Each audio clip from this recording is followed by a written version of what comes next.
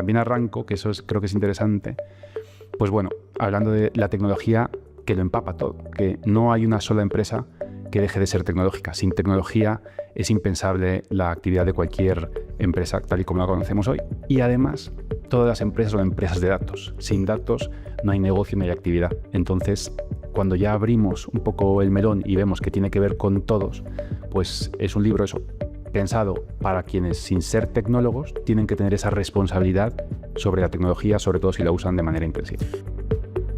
Las herramientas, hay una obsesión por cuantas más herramientas mejor.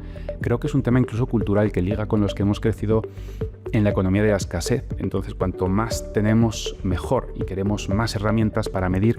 ¿Qué pasa?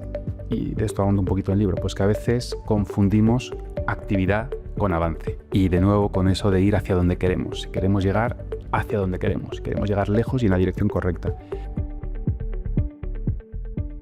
La pregunta sería, ¿en qué somos diferenciales? ¿Y cómo vamos a ser mejores si usamos esta tecnología? ¿Qué datos se usan? ¿De qué manera se usan esos datos? Más allá de todos los temas de trazabilidad, etcétera, que además incluso por normativa es obligatorio. Y entender que hay muchas bondades, pero también hay que hacerse las preguntas adecuadas. ¿Qué nuevas dependencias estamos creando? Retos, pues tenemos rendición de cuentas desigual, reglas opacas, ejecución irregular, falta de estándares claros, exigibles, auditoría independiente. Entonces, la autorregulación es como el pato cojo.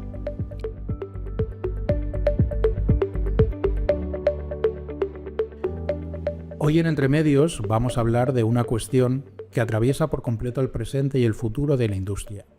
Cómo se gobierna la tecnología cuando ya no es una promesa, sino una fuerza que condiciona decisiones, modelos de negocio, redacciones, audiencias y liderazgo. Un momento en el que la inteligencia artificial, la automatización y la dependencia de las plataformas reordenan el ecosistema digital a gran velocidad. La gran pregunta ya no es solo qué herramientas llegan, sino quién las entiende, quién las dirige y con qué criterios incorporan a las organizaciones. Para abordar esa conversación nos acompaña Millán Berzosa, una voz con una trayectoria especialmente interesante para mirar ese cruce entre tecnología, estrategia y transformación. Coincidiendo con la publicación de su libro Gobernar con lo que viene, tecnología y liderazgo estratégico para CEOs y consejeros, queremos aprovechar su mirada para ir más allá del titular fácil sobre la innovación y entrar en un terreno mucho más importante, el de la toma de decisiones. Porque en sectores como el de los medios, donde convive la presión del corto plazo, la batalla por la atención y la necesidad de seguir construyendo valor y credibilidad, gobernar bien la tecnología se ha convertido en una cuestión central. Con Millán vamos a hablar de liderazgo, cultura, anticipación, riesgos y también de responsabilidad, de cómo se puede incorporar la innovación sin perder el criterio, de qué papel deben jugar hoy los directivos y los consejos de administración, y sobre todo, de qué puede aprender la industria de los medios en un contexto en el que todo parece acelerarse, pero no siempre con la misma claridad. Bienvenido, Millán. Pues un gusto estar con vosotros. Oye, por muchas ganas ya tenía de que te pasaras por aquí a hablar de este libro que has escrito. Primero porque creo que es muy oportuno, en un momento en el que vivimos no solo en la industria de los medios, sino en cualquier tipo de industria y de organizaciones, pero también porque tú, al margen de eso, conoces muy bien la industria de los medios. En este país sabes cómo funciona por toda la trayectoria que tuviste en Meta y en Google. Así que vamos a ir un poco intentando desgranar y hacer el ejercicio de todo lo que has escrito en el libro, de ir enfocándolo un poco en el mundo de los medios. Y ya si quieres, para empezar, una pregunta simplemente por curiosidad, Sí. ¿Qué te empujó a escribir este libro en este momento en concreto? El libro, es que me lo has puesto, claro, me empujé yo contra un banco de granito en el paseo marítimo de Marbella, que eso fue ya definitivo para estar viendo amaneceres y atardeceres y escribir esta publicación.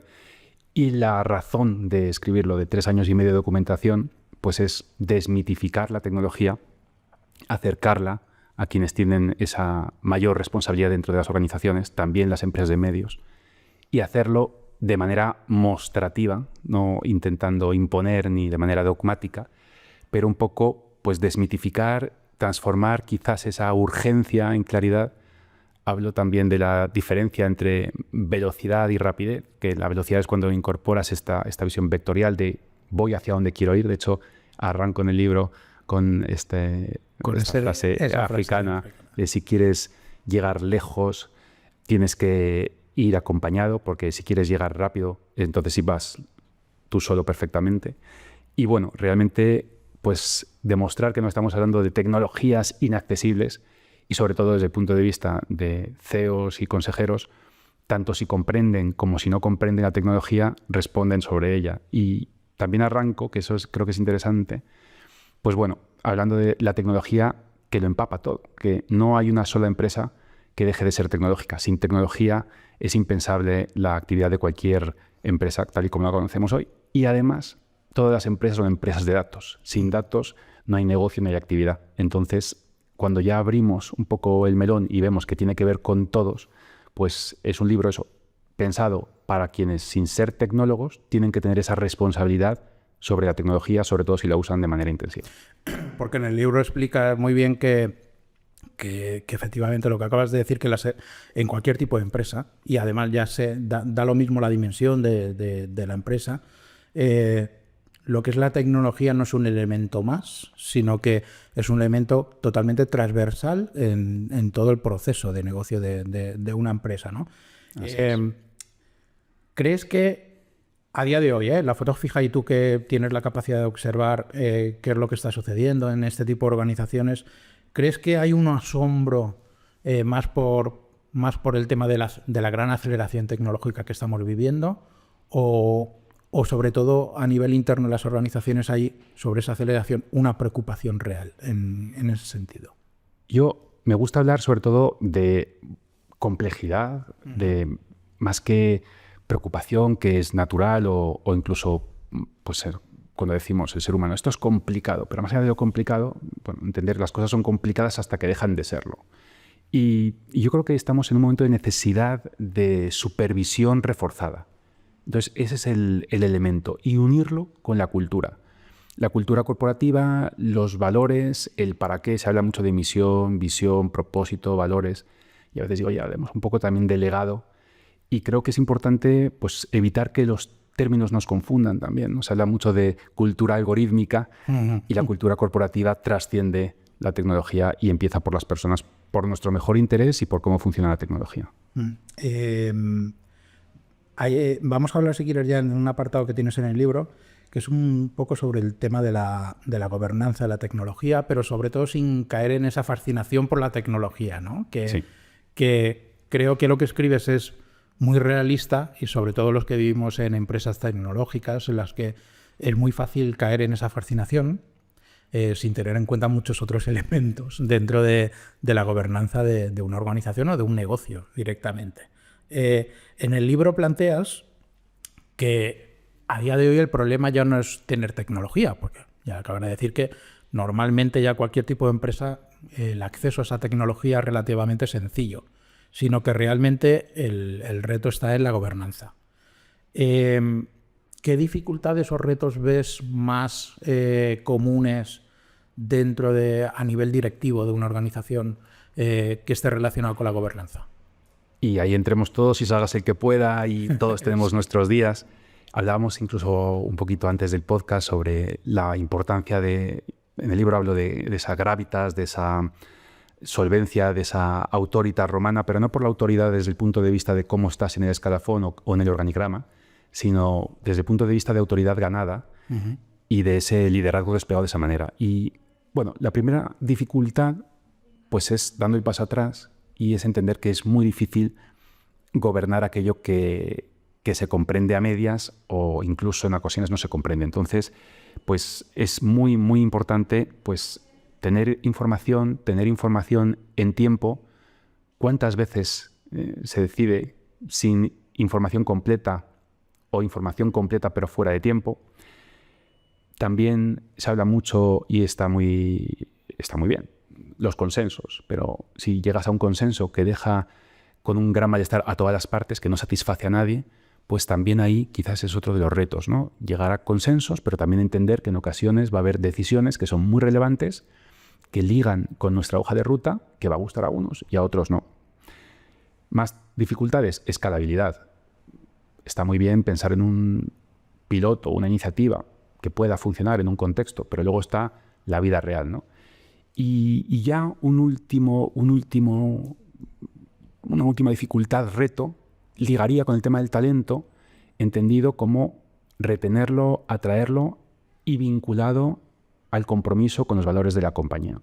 Entonces yo creo que en las empresas de medios, que son tan enfocadas al lector, al espectador, que ponen al usuario en el centro, es muy importante que quien está detrás comprenda muy bien el producto y comprenda la misión y el valor diferenciador que tiene ese medio o esa cabecera en particular. Y ahí hay dificultades. Sí, yo en esa parte última que dices del talento, en otras conversaciones que hemos tenido con profesionales de los medios que están en diferentes departamentos, audiencias, producto, social media, posicionamiento, etcétera, hay una cuestión de fondo también que es muy interesante en el día de hoy, que es esa gestión del talento, ¿no? En todo. Bueno, tú ya sabes que los medios de comunicación están en crisis continua, se tienen que se tienen que reinventar continuamente y en ese sentido sí que entiendo que la función de la dirección, del liderazgo, es fundamental en eso, ¿no?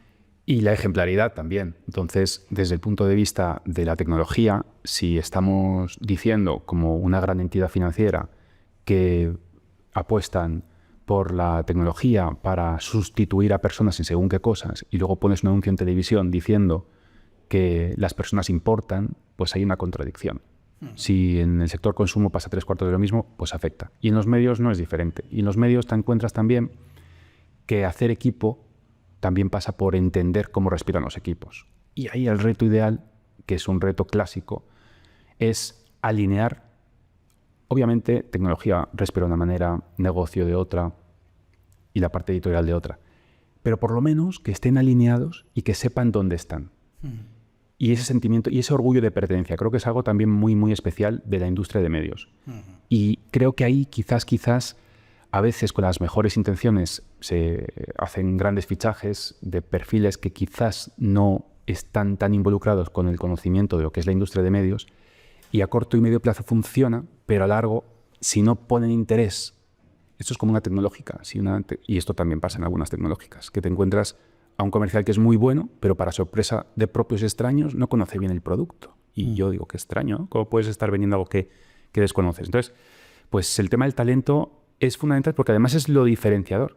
La inteligencia artificial, que lo que hablaremos de seguido, todo lo que quieras, aplana mucho, ¿no? Realmente es uniformidad.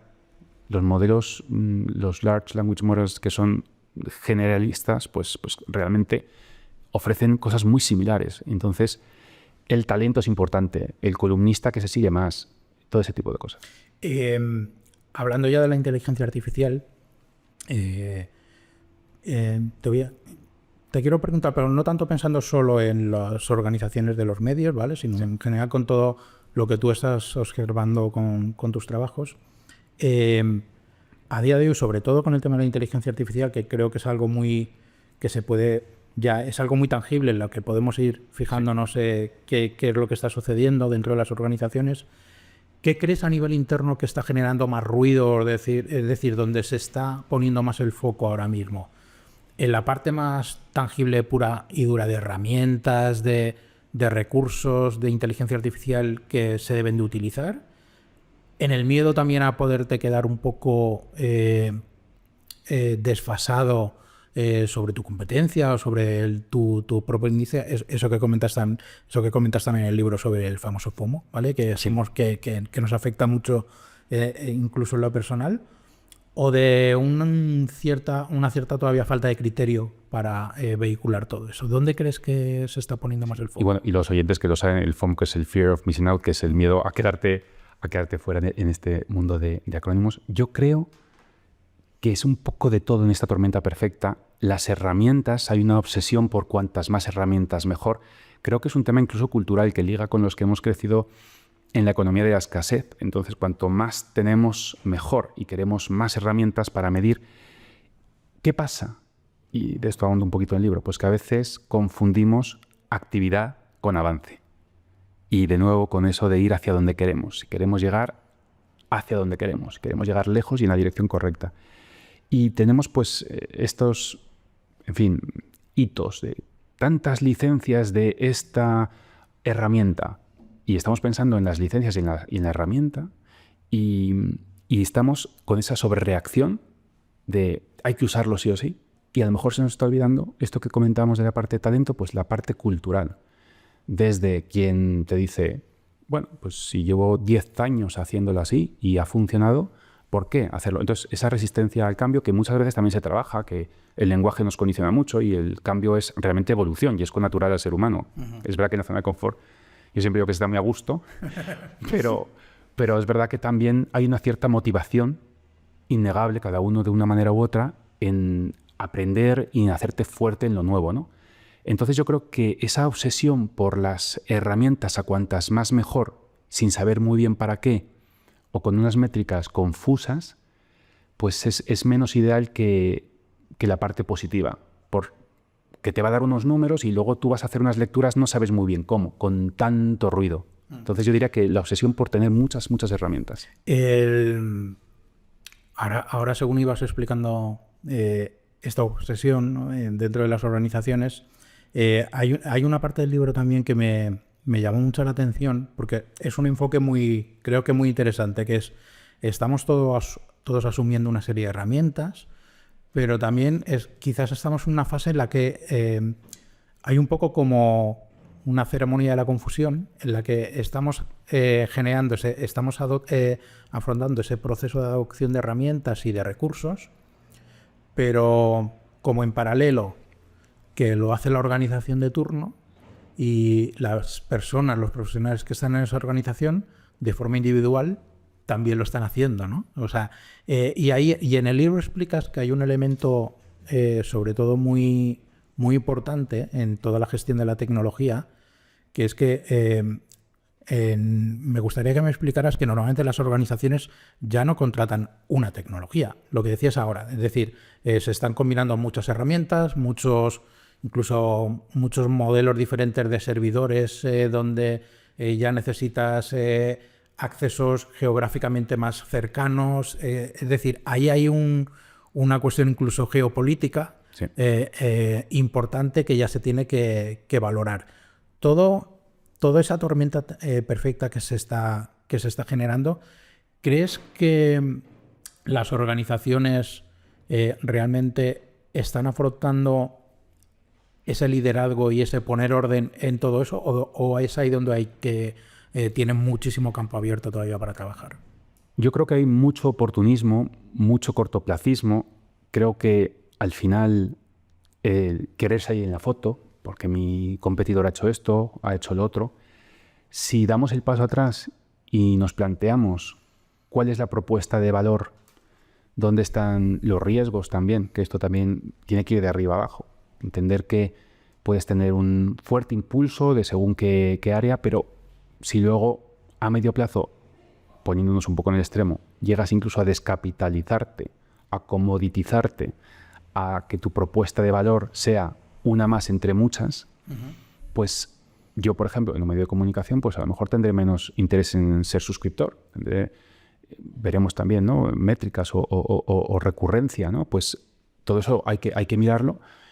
Y, lógicamente, si tú improvisas, estás a la foto del momento, a lo mejor algún directivo o alguna directiva para su carrera profesional es un hito fantástico, pero esos directivos van y vienen y los grupos permanecen. Y es súper importante el papel que tienen los medios en las democracias, tal y como las conocemos. Entonces, es entretenimiento, pero también es información y es calidad democrática. Y ahí yo creo que hay en el debe todavía demasiados elementos y deberíamos un poco subir el listón entre todos. Y si podemos sumar un poquito con este podcast animar, pues mejor que mejor. Por eso, imagínate que tú ahora fueras un CEO de un medio de comunicación.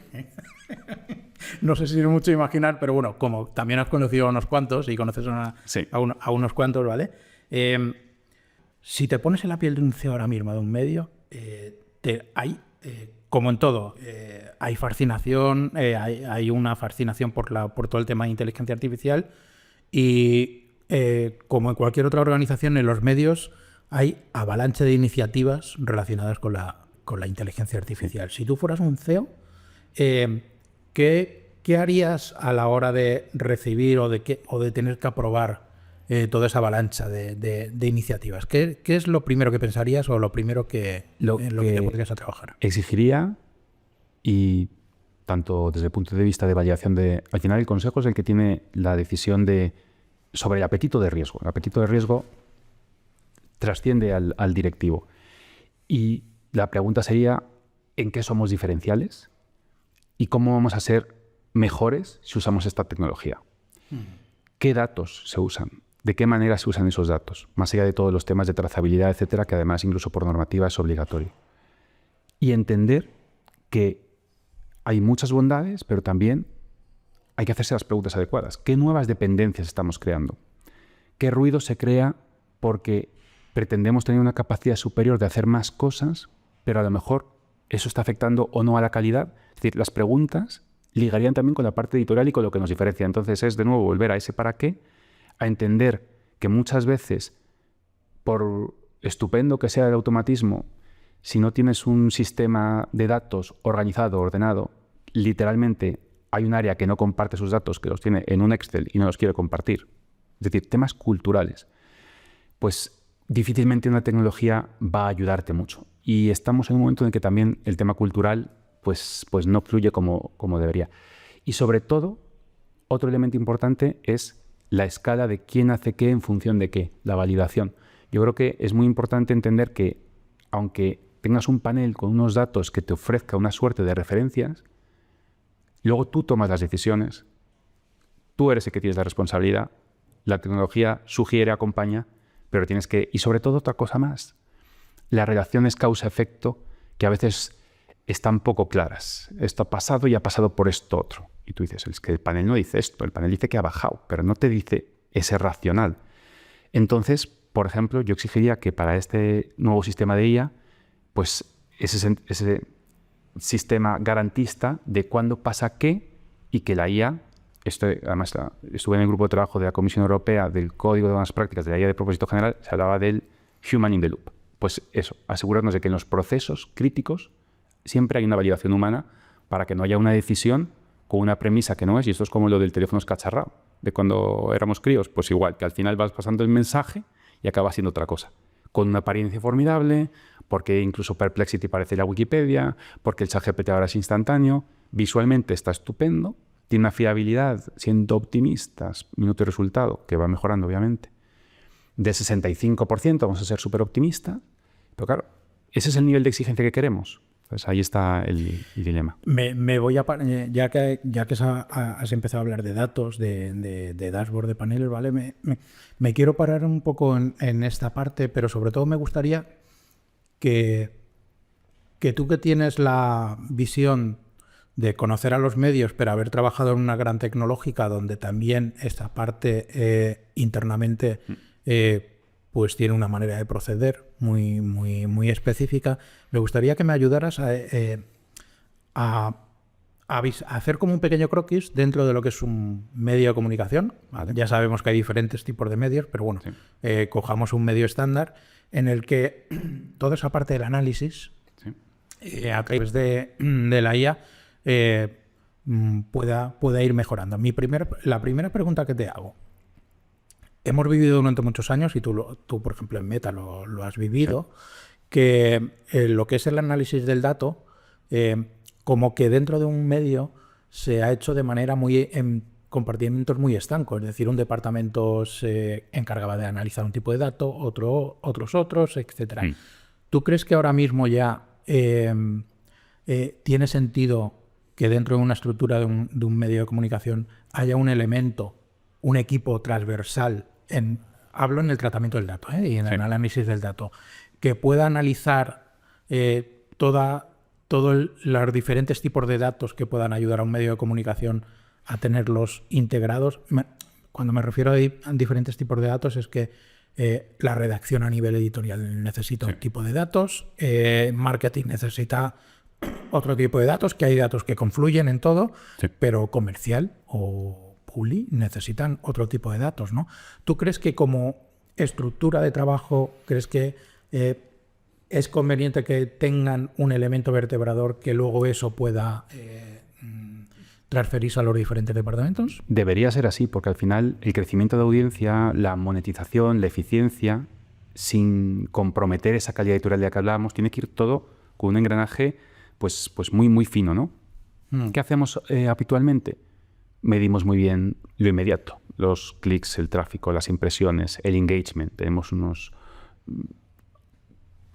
dashboards formidables que nos dan un montón de información. ¿Qué es lo que está fallando o estamos haciendo a medias? Pues son esos deberes incompletos de visibilidad de unos sobre otros y tomar decisiones informadas. Se habla mucho ahora de la prospectiva, del foresight. Está como muy de moda, que además yo en el libro también hablo de ello, pero no es nuevo. Esto viene del siglo XX, bueno, de las guerras mundiales y de la Guerra Fría. Y realmente, y además es un ejemplo para el oyente más o menos que vea lo que estoy hablando, que no es tecnología NASA. Si tú tienes un periodo en el pasado N-4 y luego tienes uno N-3 que es un pasado posterior y luego tienes N-2, N-1, o sea, ves qué pasa de N-4 a N-3, de N-3 a N-2, vas viendo en el tiempo cómo evoluciona, puedes, incorporando elementos de todo tipo, de estacionalidad, de inteligencia de mercado, etcétera, incluso alargar el historial, gracias incluso a procesos automatizados y tener una serie hipotética de cómo habría sido un pasado, y también estimar el futuro. Y esto, además, hay un apartado en el libro que dice que hablo de que en Meta éramos especialmente buenos en predecir el futuro. Y es precisamente porque cuantos más datos tengas de manera ordenada, los datos que necesitas y solo los que necesitas, con procesos anonimizados, que quiere decir que por mucho que me dan información sobre ti y aunque yo sepa que tú eres David, no hagas esa casación porque eso es que está anonimizado bien. Pero con toda esa inteligencia de datos, realmente las decisiones son más informadas. Entonces yo creo que esa estimación, esa visión de patrones es lo que está fallando. Y los patrones son las cosas típicas, más allá de la estética, la media, la moda, la mediana, lo que sea. En cada caso nos interesa una u otra, ¿no? Pero sí saber que cada elemento, si tenemos una visión crítica, si hay una caída de tráfico, decir que es necesariamente porque el tipo de contenido que había ahí funcionaba peor, pues puede haber otros elementos que están afectando, ¿no? O cuánto tiempo está un usuario en la página, extrapolar que eso es calidad de tiempo, pues a lo mejor se está quedando casi en shock porque incluso hay tanta publicidad que hasta que consigue cerrarla, hay tantos elementos y tantas conclusiones que se sacan de manera precipitada. Entonces yo creo que uniendo esto con la relevancia de tener la visión de conjunto, de tener un resumen claro de qué está pasando desde el punto de vista de la estrategia de contenido de marca, de estrategia, y teniendo esa visión, sabes con qué te comparas. Entonces yo creo que por nuestro mejor interés había que intentar jugar a alinear y de hecho, bueno, el liderazgo tecnológico llega con eso, con una capacidad de influencia y de promover, yo diría incluso de arriba abajo. Los americanos hablan de ownership y accountability y lo traducimos por responsabilidad. La accountability es tú eres responsable casi de manera operacional de cada cosa. Y el ownership es como, además, es que me hago responsable por el todo. Entonces, claro, eso es un poco en el debe tendríamos que sumar y pedir más ownership desde arriba, lo que se rompe es responsabilidad del consejo, y luego desde el punto de vista de accountability, pues que cada eslabón en la cadena sepa que es fundamental lo que hace y cómo lo hace, de tal manera que desde que se introducen los datos, la manera en que se introducen, cómo se introducen, dónde se introducen, hasta dónde llegan, todo eso afecta al resultado final. Y eso es un trabajo de toda una organización. Entonces, un equipo que lo haga de manera aislada, como un silo, pues cada vez tiene menos sentido. Hombre, ¿eso o la nada? Pues entonces a lo mejor eso, pero poco ideal. Poco ideal. O sea, que entiendo por todo lo que has explicado que a la hora de analizar y de utilizar los datos, se está más en un proceso todavía más reactivo, de analizar, por decirlo de alguna manera, a toro pasado que poner un poco más el foco en el tipo de análisis para que tú puedas hacer análisis más prospectivos. La duda que yo tengo en el mundo de los medios, Sí.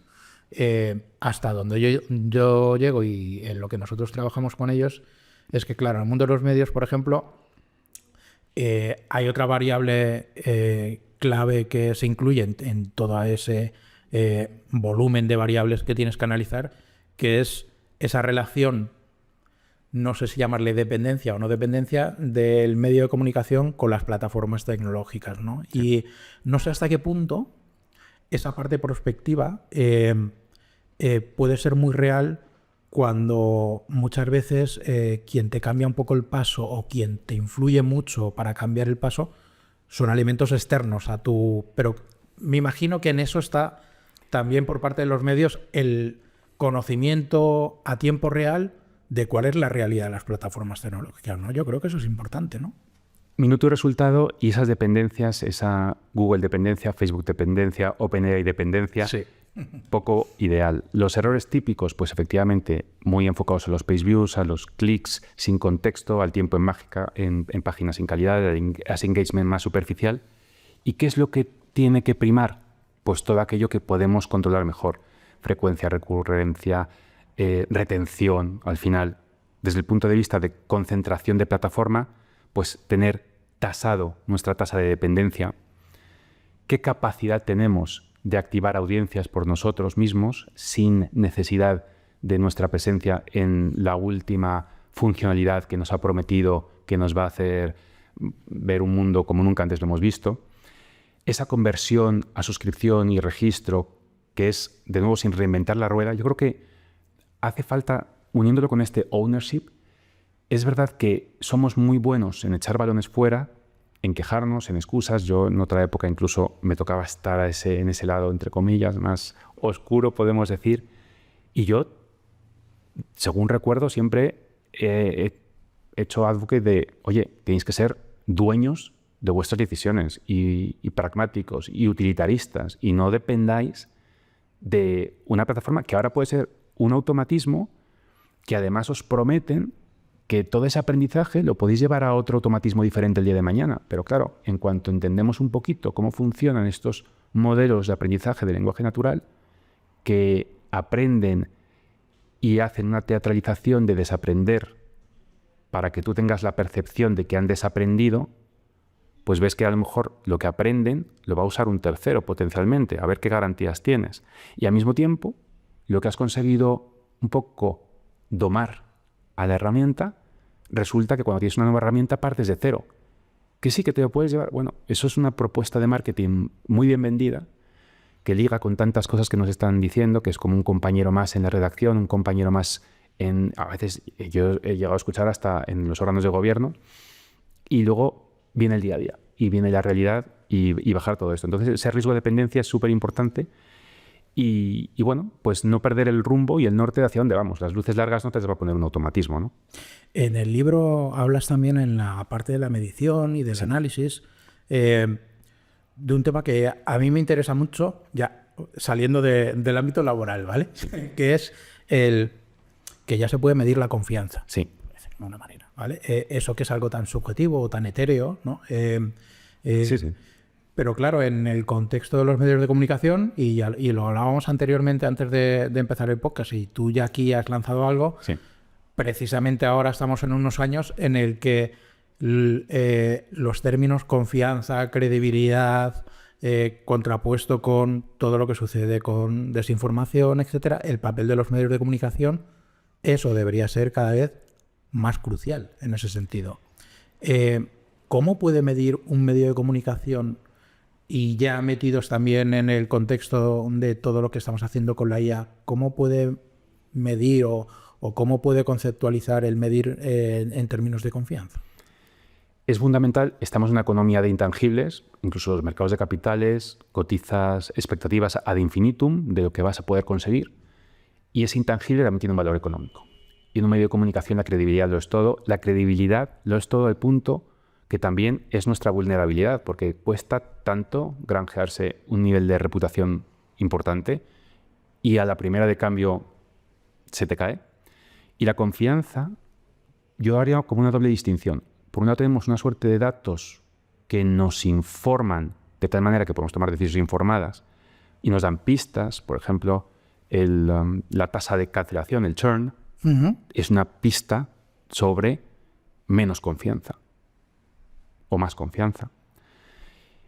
Pero esto, lo que yo animaría es a buscar señales explícitas. Y las señales explícitas pasan desde los clásicos, los Net Promoter Scores, los NPS, que son niveles de satisfacción medidos, encuestas de credibilidad, incluso focus groups. Esta semana justo comentábamos antes que hay una gran compañía tecnológica, una de las que yo he estado antes, que justo están lanzando una funcionalidad de un tipo muy específico y están haciendo focus groups con creadores de contenidos precisamente para ver cómo reaccionan. Luego ya verán si lo que quieren hacer, probablemente verán el tema de compliance, que a lo mejor van a tener ahí temas muy, muy interesantes que ver en Europa, que luego es interesante porque los estándares de Europa sirven a nivel mundial, porque muchas veces es la queja por lo que pasa aquí, pero una vez suceden aquí las cosas, por ejemplo, algo que sí que a toro pasado podemos comentar, pues la privacidad y la protección de los datos de los usuarios, gracias a la exigencia de regiones como la Unión Europea, Australia o Canadá, grandes plataformas han puesto estándares que aplican a todo el mundo. Entonces ahí, pues también ahí hemos contribuido bastante. Y ese feedback cualitativo, estructurado, viene de preguntar a muestras representativas, a personas. Entonces, tenemos que unir lo que nos dicen los dashboards, los datos que tenemos agregados que nos informan cuando hay unas curvas de repente, a veces hay unas relaciones causa-efecto bastante claras, de una polémica porque tenemos un columnista que se ha posicionado de una manera que además es atípica para el medio de comunicación y casualmente en ese momento hay un montón de cancelaciones. Ahí tenemos un montón de señales. Y una cosa más también de las orgánicas quizás que es muy relevante, que a veces está un poco denostada, y son las recomendaciones. En las redes sociales es fundamental. Cuanto más se recomienda o se guarda un contenido, el algoritmo lo premia. Y entonces yo creo que es algo que se mide no suficientemente ni se ofrece suficientemente al lector, que pueda recomendar y compartir las piezas de contenido. Me resulta súper interesante todo esto que acabas de contar, porque ahora mismo, mientras lo ibas explicando, me iba acordando de la conversación que tuve hace unas semanas con Germán Frasa, que tú lo conoces muy bien, sí. ¿Vale? Y que él, bajo su rol de director de producto digital en Empresa Ibérica, me comentaba que donde tenían que hacer tenían un amplio margen de mejora en la parte de, por ejemplo, de diseño de productos, era precisamente en el análisis previo. Sí. O sea, aquí tú estabas hablando ahora de cómo los contenidos que ya se lanzan a la audiencia te pueden ayudar con determinadas métricas o pautas a valorar esa confianza. Pero lo mismo a la hora de diseñar un producto digital para un medio de comunicación, ¿no? Eso, por ejemplo, el tema de los focus groups, de ese concepto que tú dices de preguntar, sí. Al final no deja de ser yo voy a preguntar a mi audiencia realmente qué opinión tiene sobre todo esto. Y creo que se está dando de alguna manera ahí, posiblemente no por eso precisamente, pero sí que en el mundo de las plataformas, de las redes sociales, que tú las conoces muy bien, la gestión que están haciendo ahora los medios de comunicación, o al menos algunos equipos de social media, están sufriendo una transformación, algunos ya lo llevan muy adelantado, que es que precisamente por otros temas más de modelo de negocio, de pasar del tráfico a la interacción, etcétera, se está empezando a interactuar por parte del medio con la audiencia, cosa muy, muy curiosa, que es que nunca se había dado. Como medio de comunicación en la esfera digital se interactúa muy poco con la audiencia, ¿no? ¿Tú sí que crees que todo ese cóctel de diferentes recursos que tú puedes tener para analizar la confianza, la inteligencia artificial te puede ayudar mucho a integrarlo dentro de un dashboard, ¿no? Entiendo. Lo puedes integrar, pero la pata de credibilidad, la pata de diferenciación, el dashboard te va a sugerir, te va a dar pistas, te va a un poco guiar, pero luego tienes que rematarlo tú. Y al final estamos hablando de la importancia de crear comunidad, que la comunidad se crea de una manera que trasciende absolutamente la recomendación fría de un automatismo. Entonces, yo creo que es muy importante tener un poco la visión de conjunto de estadísticas que nos dan pistas, pero hay que distinguir claramente lo que nos consta de lo que no. Lo que potencialmente puede ser un sesgo, de lo que puede ser un sesgo sobreponderado. Y tener una visión de impacto siempre, de sucede esto y estimamos estas consecuencias. Yo veo un poco volviendo el tema de la rapidez y velocidad, es que estamos todo el rato en la rapidez, la actividad de hacer cosas. Entonces, esa es la parte. Luego, al final, el valor que te ofrece cada usuario, el lifetime value, pero también, oye, ¿esto viene por una suscripción que viene con un descuento o no? ¿Y cómo respira ese tipo de usuarios? Eso también es interesante. Eso sí que se puede escalar muy bien con automatismos. Ver tipos de suscriptores, de qué manera funcionan, de dónde vienen y cómo se comportan. Y ver patrones también. Uh-huh. Vamos a pasar, si quieres, a una parte que sí que creo que le da, en la parte de tu libro, que le da mucho valor a cuando pensamos en tecnología actualmente, que es la parte de liderazgo, ¿vale? Sí. Inicialmente contabas que la tecnología ya no es un elemento más, es algo transversal a toda una organización y que, por lo tanto, el papel del líder pues también se tiene que transformar en ese escenario, ¿no? Me gusta mucho una cosa que dices en el libro, que dices que la tecnología sin cultura digital es imprudencia. A mí me encanta porque es verdad que eso en el día a día lo ves y muchas veces tienes que echar el freno, ¿no? Como decir, bueno, vamos a pararnos un poco y vamos a ver qué ocurre. En el mundo de los medios, ¿qué aspecto de la cultura dentro de los medios te preocupa más ahora mismo o crees que deberían ocuparse más los medios bajo esa perspectiva? Yo creo que, y sin llegar a la temeridad, sí, que también es otro extremo, ¿no? Sí. Pero entender las consecuencias que se producen del uso de según qué aplicaciones, del uso de según qué sistemas. Si tú potencias a los equipos, les empoderas y a la vez les estás informando de arriba a abajo de las posibilidades que tienen, sin obligación, sin imposición, desde el convencimiento, porque esto es como el cumplimiento de la norma, ¿no? A veces es porque estás obligado, porque estás convencido. Entonces yo creo que realmente esa cultura digital tiene que ir empapando. Y habrá alguno que le cueste más que el empape. Bueno, pues habrá que saberlo también. Pero tiene que ser ese tema cultural que se maneje muy bien internamente y estar todos a uno. Entonces yo creo que la imprudencia viene porque queremos pasar de la nada al todo. Y eso es problemático sin esa visión de horizonte, ¿no? Pensando en un rol, en un perfil de un directivo de un medio de comunicación, sí, a día de hoy, sí, en el momento en el que estamos, ¿en qué crees que tienen que hacer más foco a día de hoy todavía? ¿En la parte tecnológica, de empaparse de todo eso y como directivo ver cómo tiene que trabajar?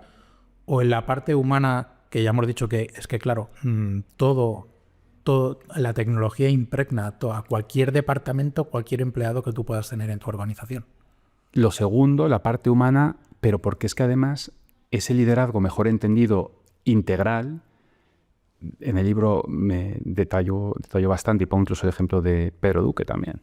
Sí. Interesante, astronauta y presidente ejecutivo de Hispasat, que hablaba de la experiencia de estar en el espacio y cómo realmente ahí, si alguien rompía algo, la cosa no iba a señalar a quién había roto qué. Pues un poco aprendamos de eso. En vez de estar buscando quién ha roto el proceso, pensemos en esa visión sistémica. Sabemos que hay un proceso que ha fallado, entendamos por qué ha fallado y corrijámoslo. Entonces, en vez de esa cultura de excusas o, por otro lado, buscar culpables, el liderazgo medio pasa por definir los valores diferenciales que tenemos, comunicarlos claramente y asegurarse que son entendidos. Por lo tanto, bajo el punto de vista de un directivo, ¿qué habilidades profesionales crees que a día de hoy deben de cultivar más en ese sentido? Escucha activa, capacidad de estructurar, de síntesis. Un directivo, cuando presenta algo al consejo, tiene que ser autoexplicativo. Esto lo hemos vivido con la sostenibilidad, en el caso de Europa, la Omnibus también con el reglamento de ella, las dos Omnibus, y en el caso de la sostenibilidad están los acrónimos, la CSRD, SR1, SR2, básicamente es la manera en que se estructuran esos informes de sostenibilidad, unos tochos, o sea, 1000 páginas. Sí. Y al directivo le pido otra cosa, le pido un 3-pager, quiero 3 páginas exquisitas, con frases sujeto, verbo, predicado, con lo cual la IA te va a ayudar poco, porque normalmente además el ChatGPT lo hace un poco con una manera de construir las frases más a la americana, ¿no? Sujeto, verbo y predicado. Y esa visión y claridad. Entonces es síntesis. Muchas veces también el directivo siempre está agotado, está muy ocupado, tiene muchas cosas que hacer, porque todo es prioritario. ¿Qué pasa? Que cuando todo es prioritario nada lo es. Sí, es verdad. Dejemos por un momento el directivo y bajémonos a las plantas de abajo. Vamos un poco a los perfiles intermedios o a los propios redactores, que son los que realmente... no sé si estarás de acuerdo conmigo, pero cuando hablamos de IA en un medio de comunicación, por simplificarlo, ¿vale? Por hacerlo muy simple. Por una parte, podemos hablar de todo lo que tiene que ver con la IA generativa, que es la producción de alguna manera de contenido, sí. ¿Vale? Y luego está toda la otra parte de la IA muy basada en el análisis, ¿no? En el tratamiento del dato, etc. Yo ahora mismo estoy un poco en hacerme continuamente las preguntas de que si, por ejemplo, en esa primera parte de toda la IA generativa, si realmente cada medio de comunicación tiene que buscar su modelo o su tipo de valor añadido que pueda dar a esas audiencias, porque quizás puede que se corra el riesgo de que se haga un uso muy estándar de la inteligencia artificial y acabe, como ha sucedido en muchas otras cosas, que muchos medios acaben haciendo lo mismo prácticamente y pierdan esa naturaleza propia que pueda tener cada uno, ¿no? Sí, y ha habido medios que surgieron como los más vanguardistas. Luego la tecnología también, estás en la cresta de la ola, pero enseguida dejas de ser el que eres el más vanguardista. Entonces ahí te quedas vendido. Luego tienes la inteligencia artificial, que evidentemente como herramienta asistida puede ser formidable, te puede mostrar distintos modelos para no comenzar desde un documento en blanco, rápidamente contextualizar y encontrar, independientemente que tu pregunta sea directa, por contexto, lo que has escrito en el pasado que tiene que ver con lo que vas a escribir ahora, con lo cual es una supermemoria de qué tanto te posicionaste, de qué manera ante este tema hace 7 años. Todo eso está fenómeno. El tema es que si no tenemos esas riendas tomadas por parte de los jefes de redacción, de los redactores, pero del director, cada uno en su momento, de que los que van validando, pues al final te encuentras un producto aplanado, desdibujado, como estabas apuntando, y entonces, ¿qué valor diferencial tienes? Hay medios que apuestan por algo que es, mira, esto me da igual, yo además ahora aprovecho, porque encima como estos han puesto muro de pago permeable o medio pensionista, yo aprovecho y yo doy contenido a expuertas, soy un repositorio de publicidad. Entonces, también hay que saber muy bien en qué liga estás. Yo veo también un poco eso, que hay medios que sorprendentemente desconocen la liga en la que están. Y se sorprenden porque luego van a un congreso de referencia diciendo una cosa, pero luego resulta que es que el público tiene una percepción que es diferente a la que ellos aseguran tener. Entonces, de nuevo, creo que esa visión, cuando la tienes, cuando te empapa, es la que hace la diferencia. Yo sí que creo que en todos estos temas los próximos meses va a ser muy interesante ir observando cómo evoluciona todo, porque es verdad que todo lo que tiene que ver con inteligencia artificial es muy rápido, pero me da la sensación de que va a llegar un momento en el que ya no va a ser tan rápido, en el sentido de que, tendrán que estar todos como muy posicionados, incluso internamente, en qué modelo de funcionamiento tienen, etcétera. Hablemos un poco de, aunque ya lo has comentado antes, toda la parte de reputación, crisis, ¿vale? Pero hablemos un poco sobre toda esa parte. Y antes de entrar, ya solo por curiosidad, ¿vale? Y porque sabes que nosotros llevamos muchos años trabajando con medios y redes sociales, ¿vale? En el libro pones un ejemplo que yo cuando lo estaba leyendo digo, ¿será posible que alguna vez de lo que hemos sufrido haya sido una de esas situaciones? Cuando hablas sobre todo a la hora de planificar y gestionar crisis, ¿vale? Sí. Pones un ejemplo de cuando Sí. estabas en Meta. Sí. Sí. Que a mí me ha tocado mucho, ¿no? Como que internamente, no, Sí. dime si es de lo cierto, si lo he interpretado bien. Sí. Yo lo que he interpretado es que internamente os hacían ejercicios de estrés, ¿vale? Sí. Por decir algo. Has interpretado perfecto. En el que directamente os decían, se va a caer el sistema, Sí. ¿vale? Y a una hora exacta, además. A una hora exacta, a ver cómo se gestiona todo esto. Exacto. Y además que entiendo que como todo ejercicio de estrés no puede tener trascendencia, claro, no puede salir no puede salir, ¿no? En ese sentido. Cuéntame un poco eso, simplemente como chascarrillo, ¿eh? Porque Toda la parte de gobierno, con muchas aristas, con muchos retos, al final, siendo líder en región de acuerdos estratégicos, defendiendo, haciendo país realmente, porque realmente defiendes tu región en plan, bueno, pues hemos programado esto y estamos a 24 horas del Festival de Eurovisión en Portugal.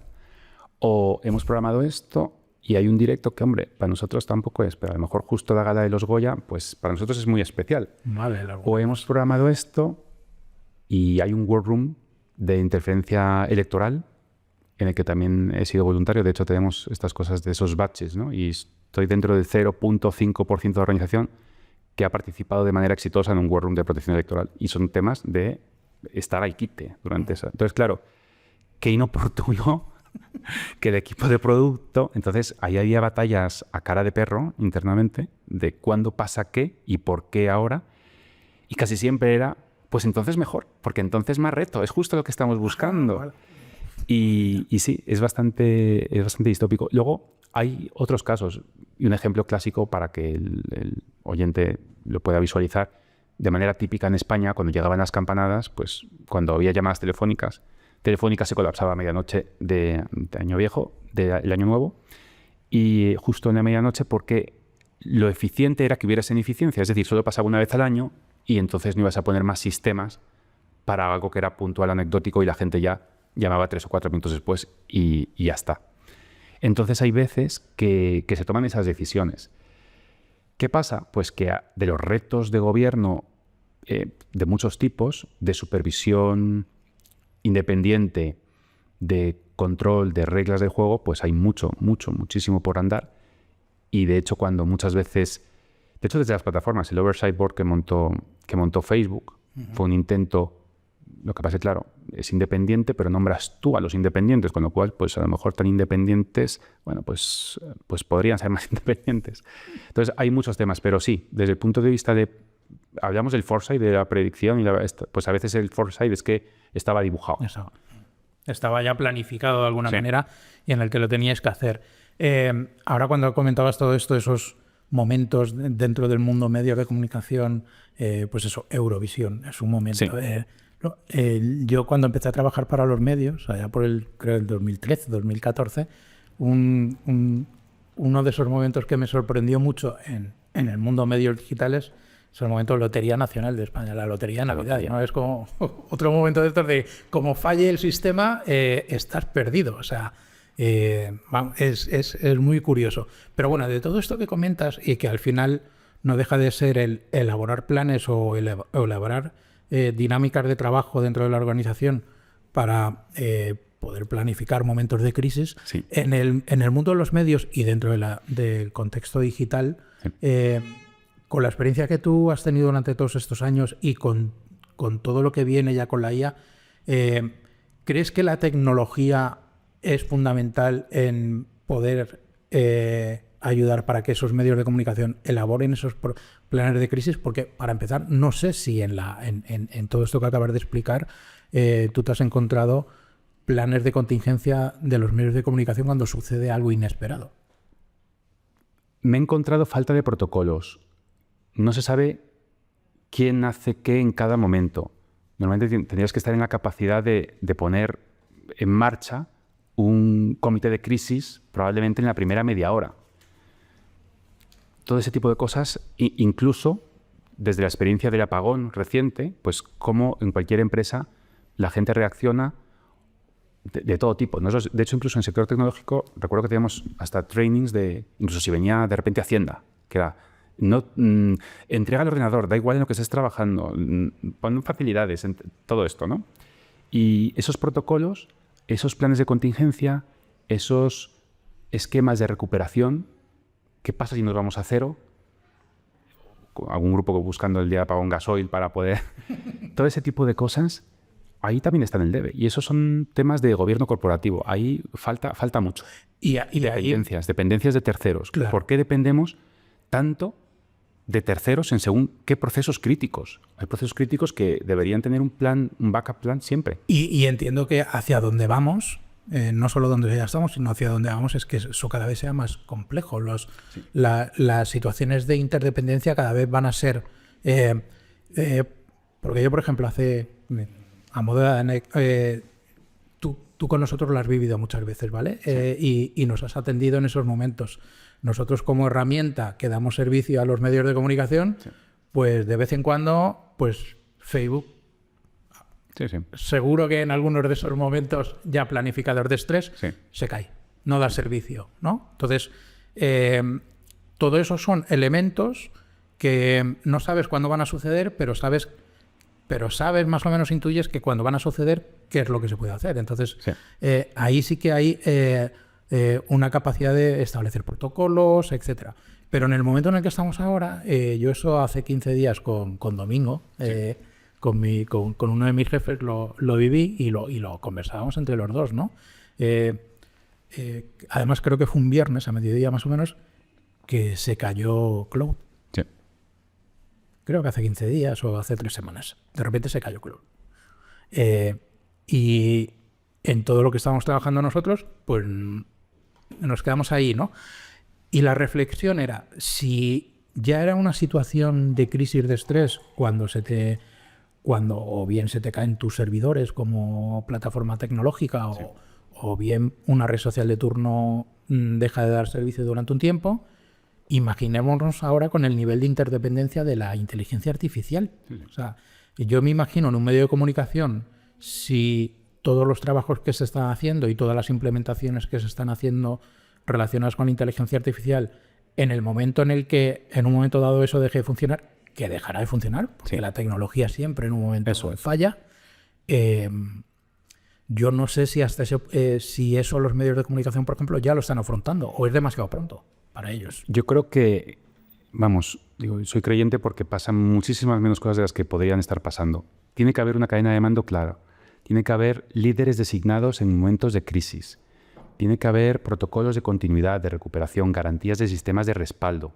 Todo eso tiene que existir si le damos importancia a lo que estamos ofreciendo. También debo decir que, y comentaba también lo del ejemplo de la planificación, de cuando se caen, otras tantísimas veces se caía... Sin planificación.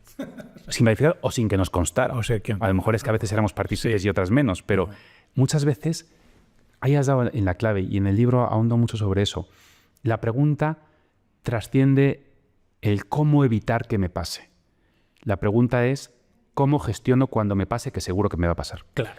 Me va a pasar porque, más allá de los ataques de ransomware que te inundan, de phishing que es el típico a día de hoy, yo recuerdo mails absurdos .ru que decían ser Facebook, contestados desde medios con las credenciales, y que luego el medio decía que era una vergüenza que Facebook permitiera eso. Yo digo, es una vergüenza que Facebook permita que un señor en Móstoles se cree una cuenta en Gmail o un señor en San Petersburgo lo haga. Y eso nosotros... y yo digo, y será más vergüenza que tú estás gestionando... Digo, ya intento no señalar, pero claro. Entonces, el atrevimiento de siempre es que la culpa es de otro. Como si yo salgo a la calle y a mi portero, que me llevo fenomenal con Mario, pues le doy mis credenciales del banco. Eso no se debe hacer. Pues ese tipo de cosas pasa. Entonces, la responsabilidad reforzada, esa triple comprobación en cada paso. En un momento de crisis, la tensión es lo peor que nos puede hacer cometer errores aquí y allá. Entonces es tranquilidad, pensamos y valoramos. ¿Qué hacemos, cómo lo hacemos y cómo comunicamos lo que estamos haciendo? Esos primeros minutos, esa primera media hora, entonces tú tienes pensado en el plan de crisis, en el libro hay una parte donde explico un poco esto, tú tienes que estar previendo qué va a pasar en cada momento. Y sabes que, por ejemplo, en 24 horas tiene que haber estado todo restablecido al 90 y tantos % de X manera. Y hay pasos, hay flujos relevantes y sabes en función de qué pasa, donde, de hecho, en los flujos relevantes asocio botón del pánico. Botón del pánico no es mágico, pero si tú tienes un botón del pánico en cada flujo, esos en el sector financiero han aprendido muchísimo con los sandboxes, que supuestamente estaba todo cerrado, y ahora vemos que con estos temas de inteligencia artificial pues sucede de otra manera. Claro. Esto es como cuando, si yo converso algo y hablo de eso, es susceptible de que alguien lo escuche. Si no quiero que lo escuchen, pues no lo digo. Pues esto en esto nos ocupa igual. Pues la verdad que en eso también creo que hay un recorrido enorme en todo eso. Bueno, vamos a ir, ya no nos queda mucho tiempo, ¿vale? Vamos a ir acabando, pero sí que me gustaría que me dieras un par de pinceladas sobre otro tema, que es la relación entre plataformas, autorregulación, todo esto, sobre todo porque sí que afecta a todo directamente, ¿vale?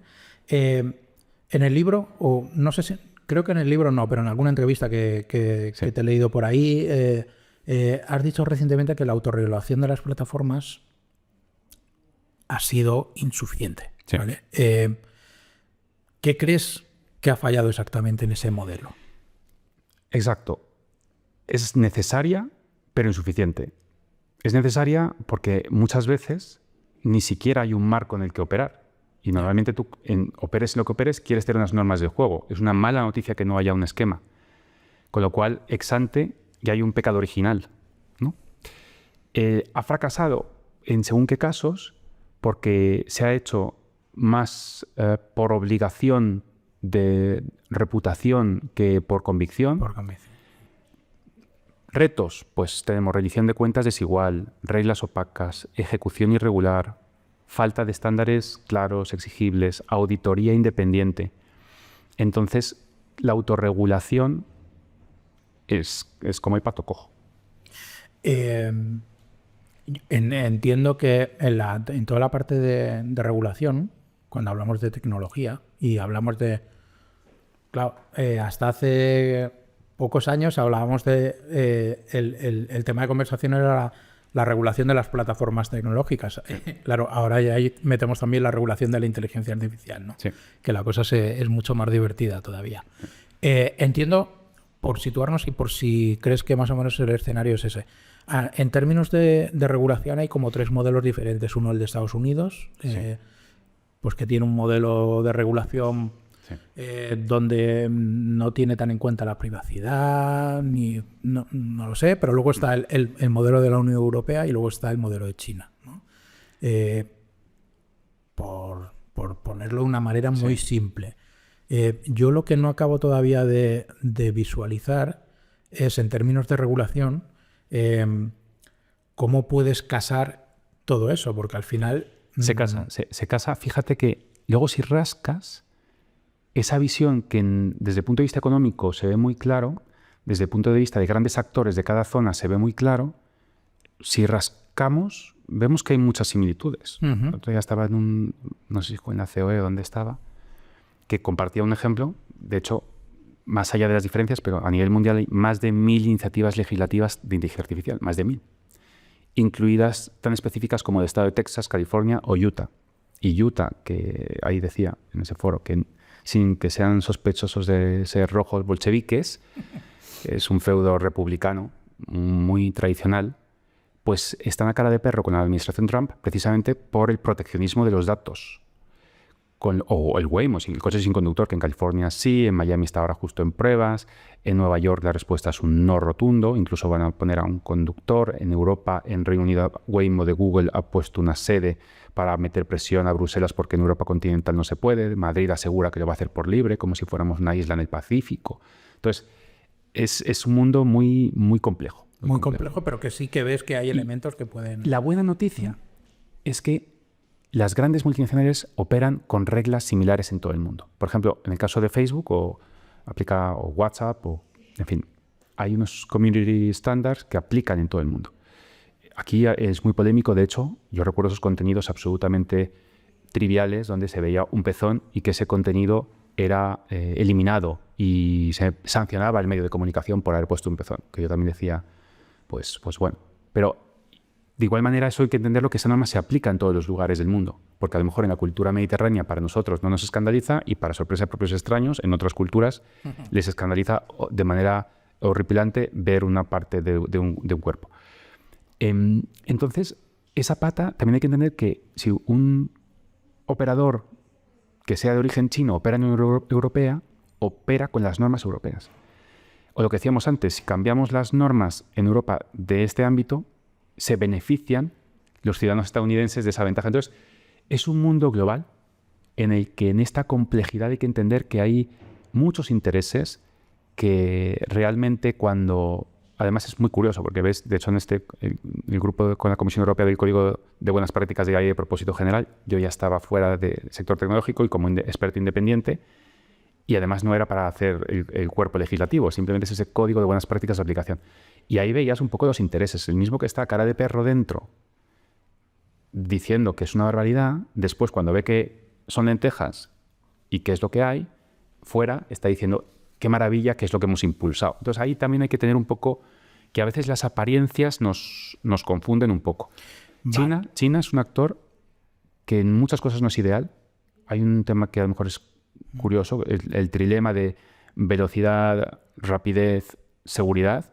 Es trilema porque no se dan en grado máximo al mismo tiempo los tres. Claro, si en China tienes un entorno cerrado, puedes facilitar que sucedan más cosas. Si lo tienes abierto... Entonces, también hay que entender eso, pero es todo visión estratégica. Al final, saber muy bien cuáles son las normas del juego. A los medios yo les decía, parece mentira que sabiendo que las normas... Es como si yo vas a una discoteca y te dicen, oye, bueno, yo creo que ahora da igual. Pero antiguamente decían, no puedes ir con deportivas. Sí. Pero esa era la norma. Esa era la norma y la sabías. Si querías lío, te ibas con deportivas. Sí. Que eso también ha pasado muchas veces. Sí, Quiero lío. Sí. Entonces, y luego también hay que entender que eso, cuando estás en tu casa, yo les decía, oye, si quieres poner el pezón, lo pones en la portada. No, es que no me apetece. Ah, bueno, claro, y lo pones en tu portada de esta plataforma que ha dicho en su community standard que eso no. Y sabes que eso es un proceso que lo revisan con un proceso muy automatizado de revisores que simplemente hacen clic en un botoncito. Eso no es muy... Sí que es cierto que Ideal. el conocimiento, eso sí que está en el debe. Y Sí. porque en algunas situaciones que se dan, Sí. tiene mucho que ver que, bueno, para que eso se haya dado, es primero que no sabes cuáles son los... No te has ocupado de saber en ese momento cuáles son los términos Sí. de uso y qué es lo que sucede cuando eso sucede, que más o menos ya... Y luego poder reclamar realmente cuando hay un proceso que falla. Yo recuerdo cuando la IA, te cuento una anécdota, pero todo el mundo, yo la IA desde siempre, yo creo que llamada como tal, yo fui consciente, pues en el 17, cuando yo me incorporo desde Google a la antigua Facebook entonces, cuando veo que el contenido yihadista en la plataforma, el equipo de producto me muestra que no aguanta ni 2 segundos. Entonces yo ahí es cuando me doy de bofetada y digo, ¿pero qué está pasando aquí? Y luego surgen otros temas. Bueno, solo hay un margen de error del 2%. Ya, un 2% sobre 2.000 millones. Pues ahí hay... Entonces, ves las aristas.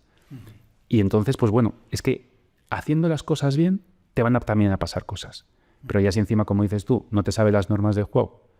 Y yo recuerdo de ver ejemplos escabrosos, a más no poder, de medios de comunicación que serán, porque dentro de todo lo que caía en mi paraguas, pero los medios, daba para mucho.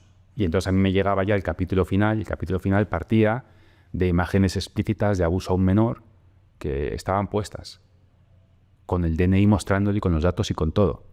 Y el medio asegurando que es que no, que le estaban silenciando y tal. Entonces yo digo, bueno, es que... Entonces, cuando te encuentras esa inmadurez, es muy difícil también hacer el caso. Pero yo creo que ahí sí que han avanzado bastante. Yo creo que ya sí. Yo creo que ahí se avanza bastante. Sí que es cierto que en el tema de la inteligencia artificial hay que volver a reaprender todo eso. Pero es en ese proceso en el que estamos todos. Bueno, vamos a ir ya acabando. Sí. Simplemente no me gusta que la gente se convierta en oráculos ni nada de eso, porque entre otras cosas, una bella Irmaena Fría me enseñó en el estudio que hizo con con uno de los medios que siempre va analizando, que cuando hablaba con los directivos decían, bueno, es que ya los planes que tenemos de estrategia ni 2 años, ni a 5 años, ni nada, eso ya directamente nada. Pero sí que me gustaría, ya saliendo de la parte de directivos, a cualquier profesional de un medio de comunicación, ¿qué consejo le podrías dar tú sobre todo a esos profesionales que se están incorporando, para que sobre todo tengan ese elemento valioso ellos en todo este escenario en el que ahora nos movemos? Fíjate, los white collars que dicen, ¿no? Que encima supuestamente van a ser los más impactados por la inteligencia artificial. Me gusta esto que has dicho porque hay un mantra que a veces parece esto que dicen ahora el postureo, pero lo digo con convencimiento. Yo siempre digo esto de que tengo más preguntas que respuestas. Al final resuelves algo y te salen 3 preguntas más. Entonces, yo creo que el consejo que les daría, y sobre todo porque a veces te encuentras lo contrario con el atrevimiento también quizás de la juventud, pero un poco, primero, aprender de los errores tuyos y de los otros, humildad, y algo que comentábamos antes de la entrevista, que creo firmemente, más que en la excelencia, en la exigencia y en la cultura del esfuerzo. Entonces yo creo que ahí es donde van a encontrar el valor diferencial. Desde lo fácil que es intentar hacer algo automatizado y para hacerlo pasar como que lo has hecho tú, a la responsabilidad de yo es que además quiero incluso disfrutar lo que estoy haciendo, me voy a apoyar en la tecnología y yo valido todo para que esté conforme a mi estándar de calidad. Y cómo cuento yo las cosas de qué manera diferente. Entonces, humildad, pero no desde el punto de vista... Y gestión de egos. Gestión de egos con el tiempo es otro de los males generalizados, pero es muy relevante eso. Exigencia, esfuerzo y con esa humildad ver... ¿Sabes esto del Ikigai? Que haces aquello que te gusta, se te da bien, te pagan por ello y encima hace el mundo mejor. Pues que persigan ese Ikigai. Y en el mundo de los medios eso es un campo que con todas las dificultades que hay siempre y con toda la crisis, yo creo que por lo menos a nivel profesional es un campo muy dado en el que uno puede cultivar. Siempre han estado en crisis. Sí, por eso. Y siempre van a estar en crisis, vamos. Parece ser que sí. Oye, Millán, pues ya vamos acabando y ahora, como siempre, te lanzo la pregunta más importante de todo podcast, que es ¿qué canción quieres que metamos en nuestra playlist de Spotify? Que además tengo que tener esa playlist y no me esperaba esto, pero la tengo que actualizar, que tanto decirlo. Sí que te voy a decir una que me encanta, que además tengo el vinilo, que voy a ir al concierto, estoy feliz, y es Bad Bunny, y es la de Turista, que es preciosa. Y además eso es otro de los ejemplos de desaprender y aprender a disfrutar las cosas que no te esperas. Jamás pensé que ese estilo de música me gustaría. Estoy enganchadísimo, me encanta. La canción Turista me parece que es preciosa, emociona si escuchas la letra. Y bueno, pues esa es mi recomendación. Pues nuevo artista incluido en la playlist, que hasta ahora no la habíamos incluido. Oye, Millán, muchas gracias por haber venido. Un placer. Para nosotros o por lo menos para mí, es un privilegio poder charlar contigo de vez en cuando. Y como ya sabes, esta es tu casa y nos volveremos a ver seguro. Muchas gracias, hasta muy pronto. Vale.